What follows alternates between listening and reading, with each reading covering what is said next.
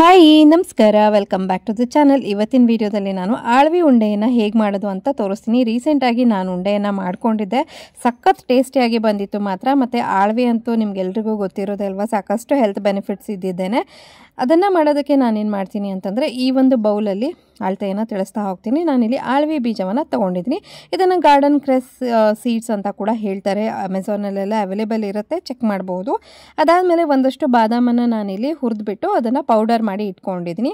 ಅದಾದಮೇಲೆ ಒಂದು ಸ್ವಲ್ಪ ಕ್ಯಾಶ್ಯೂಸ್ ತೊಗೊಂಡಿದ್ದೀನಿ, ಹಾಗೆ ಬೆಲ್ಲ ಮತ್ತು ಸ್ವಲ್ಪ ತೆಂಗಿನ ತುರಿ, ಇದಿಷ್ಟನ್ನು ತೊಗೊಂಡಿದ್ದೀನಿ.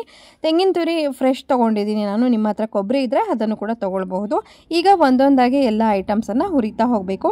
ನಾನಿಲ್ಲಿ ಮೊದಲನೇದಾಗಿ ಆಳ್ವಿಯನ್ನು ಚೆನ್ನಾಗಿ ಹುರಿತಾ ಇದ್ದೀನಿ. ಅದು ಸ್ವಲ್ಪ ಘಮ್ ಅಂತ ಪರಿಮಳ ಬರೋಕ್ಕೆ ಸ್ಟಾರ್ಟ್ ಆಗುತ್ತೆ. ಅಲ್ಲಿ ತನಕ ಇದನ್ನು ಹುರಿದ್ಬಿಟ್ಟು ಸಪ್ರೇಟಾಗಿ ಎತ್ತಿಟ್ಕೊಳ್ತಾ ಇದ್ದೀನಿ. ಆಳ್ವಿಯನ್ನು ಸಾಮಾನ್ಯವಾಗಿ ಏನು ಹೊಸ ತಾಯಂದ್ರೆ ಇರ್ತಾರಲ್ವ, ಅಂದರೆ ಬಾಳಂತನದಲ್ಲಿ ಸಾಮಾನ್ಯವಾಗಿ ಕೊಡ್ತಾರೆ. ಅದಲ್ಲದೆ ಬೇರೆ ಟೈಮಲ್ಲೂ ಕೂಡ ತಿನ್ನಬಹುದು, ಏನು ತೊಂದರೆ ಇಲ್ಲ. ದಿನ ಬೆಳಗ್ಗೆ ಎದ್ದ ತಕ್ಷಣ ಒಂದು ಉಂಡೆಯನ್ನು ತಿಂದುಬಿಟ್ಟು ನೀರು ಕುಡಿದ್ರೆ ತುಂಬಾ ಒಳ್ಳೆಯದು ಅಂತ ಹೇಳ್ತಾರೆ. ಹೇರ್ ಹೆಲ್ತಿಗೆ ಮತ್ತು ಸ್ಕಿನ್ ಹೆಲ್ತ್ಗೆ ಮತ್ತು ಇಮ್ಯುನಿಟಿ ಬೂಸ್ಟ್ ಮಾಡುತ್ತೆ. ಸಾಕಷ್ಟು ಹೆಲ್ತ್ ಬೆನಿಫಿಟ್ಸ್ ಇದೆ. ಗೂಗಲ್ ಮಾಡಿಬಿಟ್ರೆ ನಿಮಗೆ ಆರಾಮಾಗಿ ಎಲ್ಲ ಡೀಟೇಲ್ಸ್ ಸಿಗ್ತಾ ಹೋಗುತ್ತೆ. ನಾನು ಜಸ್ಟ್ ಒಂದು ಸಮ್ಮರಿ ಹೇಳಿದೆ ಅಷ್ಟೇ.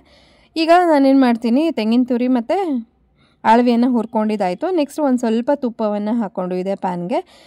ಉಳಿದಂಥ ಈ ಒಂದು ಗೋಡಂಬಿಯನ್ನು ಕೂಡ ಹುರ್ಕೊಂಡಿದ್ದೀನಿ. ಇದಾದಮೇಲೆ ನಾನೇನು ಮಾಡ್ತೀನಿ ಅಂದರೆ, ನಾನು ಸ್ವಲ್ಪ ಬೆಲ್ಲವನ್ನು ತೊಗೊಂಡಿದ್ನಲ್ಲ, ಅದು ಸ್ವಲ್ಪ ಕಡಿಮೆ ಬೀಳುತ್ತೆ ಅಂತ ಅನ್ನಿಸ್ತು. ಹಾಗಾಗಿ ಮೇಲಿನಿಂದ ಇನ್ನೊಂದು ಸ್ವಲ್ಪ ಬೆಲ್ಲವನ್ನು ಸೇರಿಸ್ಕೊಂಡು, ನಂತರ ಬೆಲ್ಲ ನೋಡಿ ಈ ರೀತಿಯಾಗಿ ಪಾಕ ಬರಬೇಕು. ಅಂದರೆ ನಾನಿಲ್ಲಿ ನೀರಲ್ಲಿ ಹಾಕಿ ಚೆಕ್ ಮಾಡಿ ತೋರಿಸ್ತಾ ಇದ್ದೀನಿ. ಈ ಥರ ನಾವು ಉಂಡೆ ಮಾಡಿದಾಗ ಅದು ಉಂಡೆ ಥರ ಆಕಾರ ಹಿಡಿಬೇಕು. ಅಷ್ಟಾದಾಗ ಮುಂಚೆನೇ ಹುರಿದಿಟ್ಕೊಂಡಿದ್ನಲ್ಲ ನಾನು ಆಳ್ವಿ ಮತ್ತು ತೆಂಗಿನ ತುರಿ, ಅದನ್ನು ಮತ್ತು ಕ್ಯಾಶ್ಯೂಸ್ನ ಎಲ್ಲ ಹಾಕ್ಕೊಳ್ತಾ ಇದ್ದೀನಿ.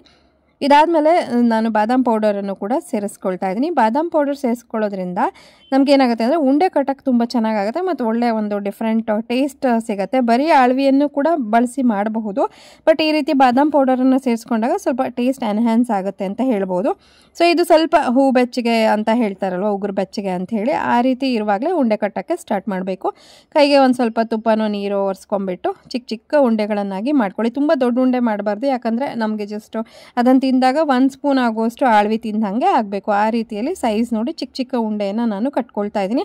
ಈ ರೀತಿ ಉಂಡೆಗಳನ್ನು ಮಾಡಿಟ್ಕೊಂಡು ಸುಮಾರು 1 ತಿಂಗಳವರೆಗೂ ನಾವು ಸ್ಟೋರ್ ಮಾಡ್ಕೊಳ್ಬೋದು. ಫ್ರಿಜ್ನಲ್ಲಿ ಇಟ್ಟರಂತೂ ಬೆಟರು, ಅಂದರೆ 1 ತಿಂಗಳವರೆಗೆ ಇರುತ್ತೆ. ನಾವು ತೆಂಗಿನಕಾಯಿ ಹಾಕಿದ್ದೀವಲ್ವ, ತೆಂಗಿನಕಾಯಿ ಒಂದು ಸ್ಕಿಪ್ ಮಾಡಿದ್ರೆ ಇನ್ನೂ ತುಂಬ ದಿನ ಬಾಳಿಕೆ ಬರುತ್ತೆ. ತೆಂಗಿನ ತುರಿ ಹಾಕಿರೋದ್ರಿಂದ ಸ್ವಲ್ಪ ಕಡಿಮೆ ಬಾಳಿಕೆ ಬರುತ್ತೆ. ಬಟ್ ಆದಷ್ಟು ಕಡಿಮೆ ಕ್ವಾಂಟಿಟಿಲೇ ಮಾಡ್ಕೊಂಬಿಟ್ರೆ ಲೈಕ್ 15 ದಿವಸಕ್ಕೆ ಆ ರೀತಿಯಾಗಿ, ಆವಾಗ ನಮಗೆ ಬಾಳಿಕೆ ಅಂತೂ ತುಂಬ ಚೆನ್ನಾಗಿ ಬರುತ್ತೆ.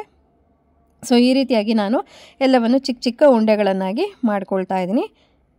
ಸೊ ಇದನ್ನು ನೀವು ರಾತ್ರಿ ಮಲಗಬೇಕಾದ್ರೆ ಒಂದು ಉಂಡೆ ತಿಂದುಬಿಟ್ಟು ಹಾಲು ಕುಡಿದ್ಬಿಟ್ಟು ಮಲಗ್ಬೋದು. ಇಲ್ಲಾಂದರೆ ಬೆಳಗಿನ ಟೈಮು ಒಂದು ಉಂಡೆಯನ್ನು ತಿಂದುಬಿಟ್ಟು ನೀರು ಕುಡಿಬೋದು. ಸೊ ಈ ರೀತಿಯಾಗಿ ನಿಮ್ಗೆ ಹೇಗೆ ಬೇಕೋ ಆ ರೀತಿಯಾಗಿ ಮಾಡ್ಕೊಳ್ಬೋದು. ಮಕ್ಕಳಿಗೂ ಎಲ್ಲ ತುಂಬಾ ಒಳ್ಳೆಯದಿದು, ಕೊಡ್ಬೋದು. ಸೊ ನೋಡಿ, ನಾನು ಈ ರೀತಿ ಉಂಡೆಗಳನ್ನೆಲ್ಲ ರೆಡಿ ಮಾಡಿಕೊಂಡೆ. ಇವಾಗ ಟೇಸ್ಟ್ ಮಾಡಿ ನೋಡ್ತಾ ಇದ್ದೀನಿ ಹೇಗೆ ಬಂದಿದೆ ಅಂತ ನೋಡಬೇಕಲ್ವ ವಿಡಿಯೋ ಮಾಡ್ತಾ.